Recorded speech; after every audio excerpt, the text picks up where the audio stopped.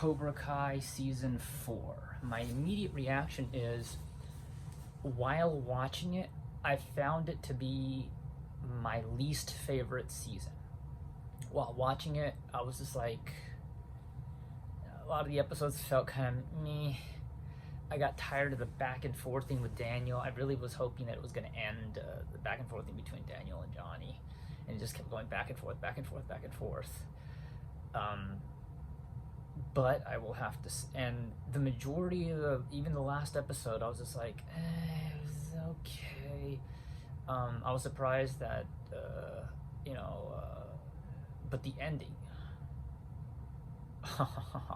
Okay. The ending, okay. It's, if you could give an analogy of boxing, it felt like, 12-round boxing match. It felt like, an okay fight, not particularly memorable, and then all of a sudden, with only 1 minute left in the fight, you have this like ridiculously memorable knockout, and you're like, what? And you totally forget that the rest of it was kind of, eh. Yeah, I have to say that in its totality, it's my least favorite season. In its totality, it's my least favorite season. There are the multiple twists toward the end. I almost feel like definitely the relationship between Sam and Tori are gonna change. The relationship between Robbie and Johnny are gonna change. Oh boy.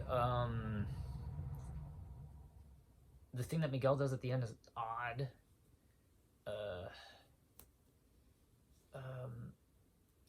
Yeah, but there were characters that popped up that I did not expect to pop up. But yeah, it was so odd how that all turned out. It was so bizarre. The end was like a weird roller coaster. And I feel that some of the characters were really, really good distractions from what was really gonna happen. Hawk was really cool in the season. He had a lot of change, he's hitting a maturity level. Miguel is just on a different path. What's his name? Robbie's on a different path. Sam is kind of where she's at. Who knows what's going to happen with what's his face? Anthony LaRusso. Amanda, she's kind of sort of. We learned a little bit about her past, but Amanda's like kind of where she always is. She's very centered. I have no idea what they're going to do with Kreese. Wow. What happened to Kreese at the end? I was like, okay, that threw me off. And of course, the very last scene at Miyagi's grave, I was like, what? Oh, okay, that's a trump card right there. That was left field. Oy, that was left field. The very end was left field. Makes sense, but it was left field. But though, what I didn't like about this season is that a lot of stuff didn't feel set up. A lot of stuff felt like it was there, but didn't get set up properly. It was just like, oh, we're doing this.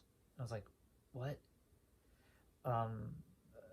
Yeah, there's some things that are a little off about this season.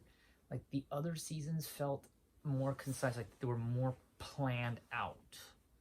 Whereas I feel like they kind of sort of were writing, but then they would do something and not go back to the beginning and do the setup so that you'd have a payoff. They would just write and then do something, write and then do something. Whereas in the other seasons, they may have written, they did something cool, but then they do a setup, they go back and write a setup. Then because you write in waves. And I feel like they didn't do that in this season. So like a lot of the stuff that happened just felt kind of random. Like in other words, it felt like they made this season like using less drafts. Whereas like let's say they may have had like 50 drafts of season 1 or 50 drafts of season 2. This one felt like they did it in like, let's say 10 drafts or 5 drafts. I'm like, okay, um, yeah, and it felt in general the whole thing felt disjointed because it felt very back and forth, back and forth, back and forth, back and forth, not just between Daniel and Johnny, but also between Silver and Kreese, back and forth, back and forth, back and forth, and also mixing the style of Miyagi-Do and Eagle Fang felt like back and forth, back and forth, back and forth. So you have like this. I mean, the whole time I had like this disjointed feeling. It was like this disjointed feeling, like the whole, and maybe it's done on purpose, to where it just made you. I felt uncomfortable watching it the entire time. Like the tone would go back and forth, back and forth, back and forth. It was kind of like, usually if you watch a movie or a series, it's a comedy, wham, or it's a drama, wham, or it's an action movie, wham. This one, it was like something really serious would happen, and then something goofy would happen, and then something serious would happen, and so your emotions would go like this, and it made you feel disjointed. I would have to say that overall, it's my least favorite season, probably by far. I'm not saying it's bad, but it's my least favorite season by far.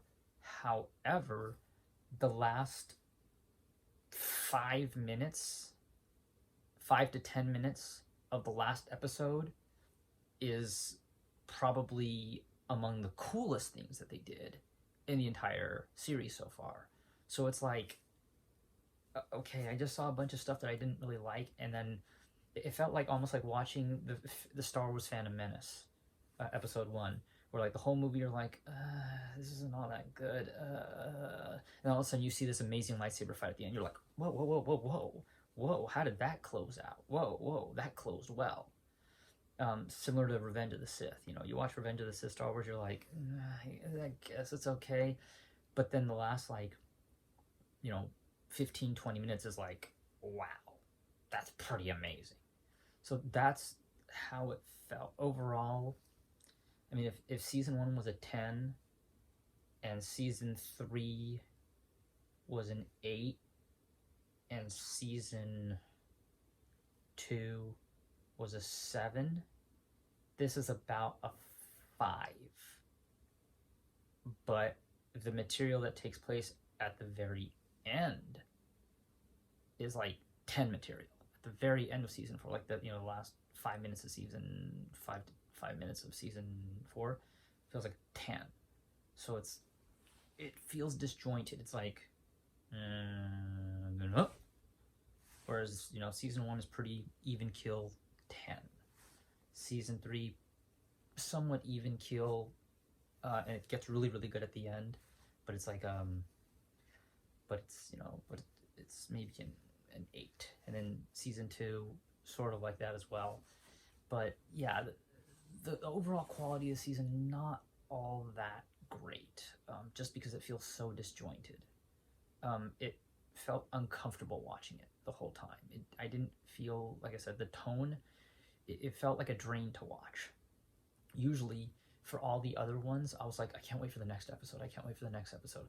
This one, it didn't feel that way. First of all, it didn't really get going until the 5th episode, maybe halfway, and then you're like, okay, and then afterwards it kind of was slow again, and then it picked up at the end of the 10th episode. So anyway, that's kind of my immediate reaction. I just finished watching the show, I mean, the 4th season.